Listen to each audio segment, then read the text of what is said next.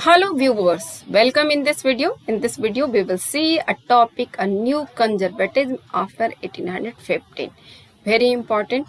कैसे जो है हम लोग नए कंजर्वेटिज्म की ओर बढ़ चले, मतलब यूरोप में स्पेशली। सबसे पहले एक नया वर्ड है इसमें कंजर्वेटिज्म, इसको हम लोग देख लेते हैं।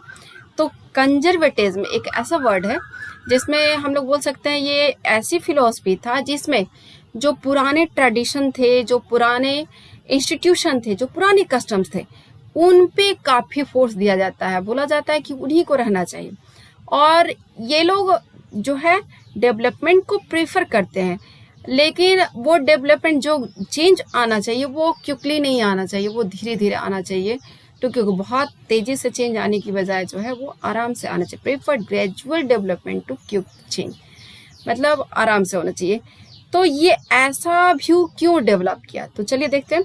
एक्चुअली हुआ ये कि 18 नेपोलियन हार चुका था और जिन लोगों ने नेपोलियन को हराया वो लोग जो है अब नए तरह के आइडियोलॉजी को प्रमोट कर रहे थे, उसी का नाम था कंजर्वेटिव।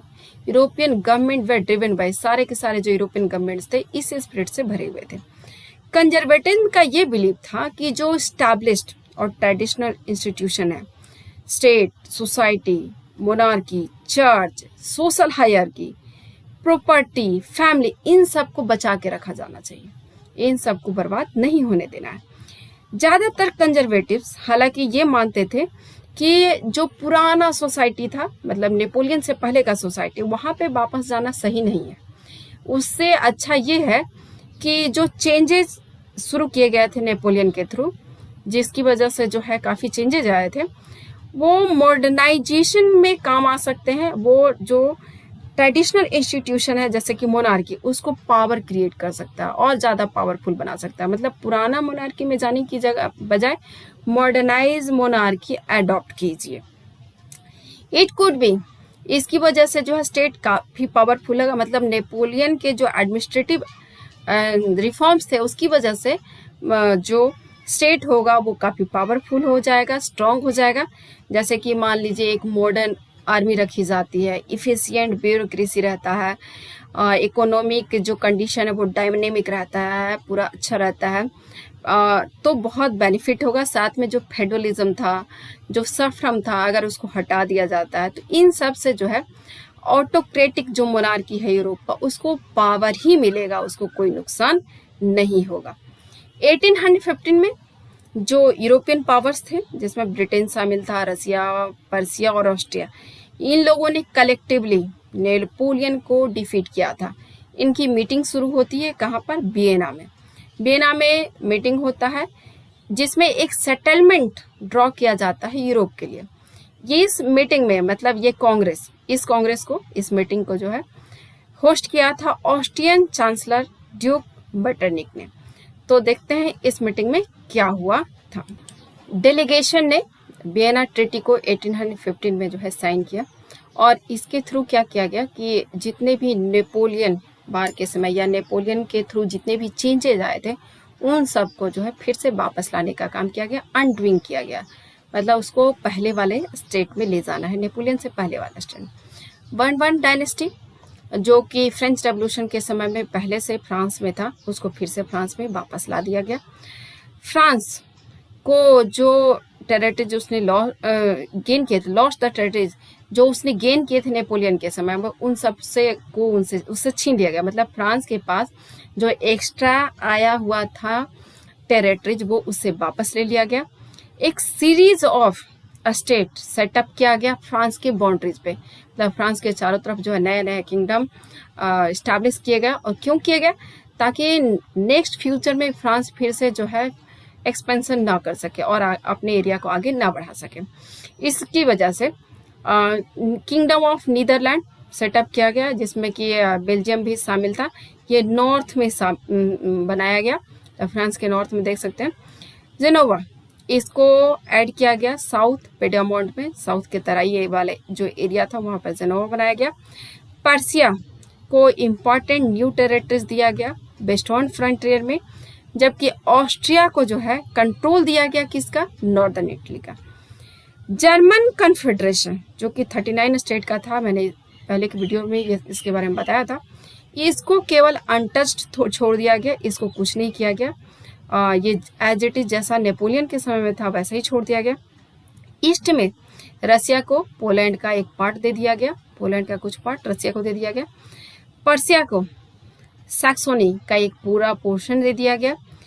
और ये पूरा जो चेंजेस था, इन सब का इंटेंशन क्या था, जो मोनार्कीज पहले से थे नेपोलियन के पहले से, उसको फिर से रीस्टोर करना, उसको फिर से स्टैब्लिश करना और एक ऐसा नया कंजर्वेटिव ऑर्डर तैयार करना यूरोप में जो फिर से जो है डिफेक्ट ना हो, आगे कंटिन्यू चलता रहे। कंजर्वेटिव रेजिम जो है 1815 में जो सेटअप किया गया वो पूरे के पूरे ऑटोक्रेटिक थे।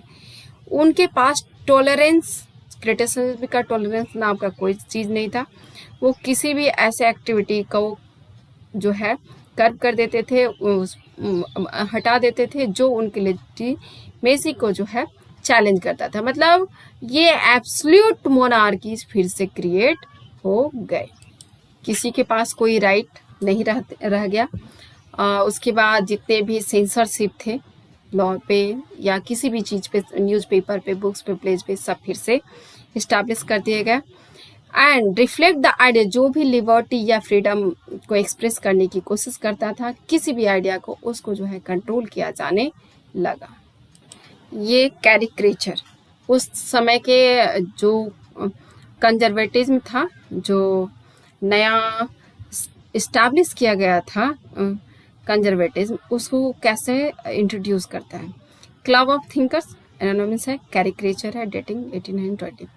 इसमें एक प्लेक है, लेफ्ट वियर्स द इंस्क्रिप्शन, जिसमें इंस्क्रिप्शन लिखा हुआ है। Most important question of today, आज के मीटिंग का सबसे जो इम्पॉर्टेंट क्वेश्चन है वो क्या है कि how long will thinking be allow to us, कब तक जो है इन लोगों को सोचने के लिए अलाउ किया जाएगा। पीछे जो है कुछ बेसिक राइट्स लिखे हुए हैं क्लब के, यहाँ पे दिया हुआ है। सबसे सारे जो रूल्स है वो रूल्स क्या है। सबसे पहले silence is the first commandment of learn society. जितने भी लर्न सोसाइटी है सबका सबसे पहला जो ड्यूटी ये होना चाहिए कि सबको चुप रहना है। इसलिए आप देख सकते हैं सबके मुंह पे पट्टियां बंधी हुई, सब बैठ करके मीटिंग कर रहे हैं लेकिन बोलना किसी को अलाउ नहीं है। Avoid eventually whereby a member of club may some of the temptation of a speech muscles will be disturbed to person upon entering।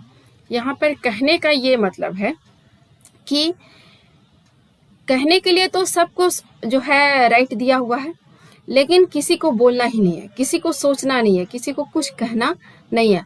अगर ऐसा कुछ करते हैं तो सब के सब जो है डिस्टर्ब होंगे। मतलब इस सिचुएशन में, इस फ्रीडम में जो है कोई भी कुछ नहीं कर सकता है। तो इस तरह का न्यू जो है आइडियाज क्रिएट किया गया था। तो इस तरह से जो है फिर से सब कुछ पे बैन लगा दिया गया। लेकिन फ्रेंच रेवोल्यूशन के समय में जो मेमोरीज थी वो अभी जो है लिबरल्स को इंस्पायर कर रही थी।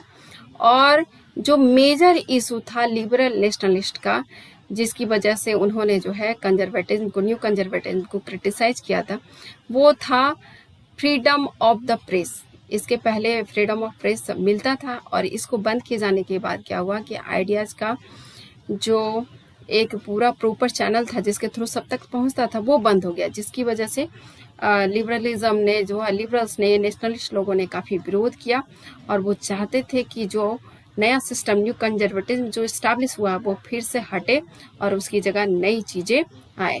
तो अब हम देखेंगे इसके आगे कि कैसे जो है नई चीज़ें आएंगी, कैसे रेवोल्यूशन स्टार्ट होगा।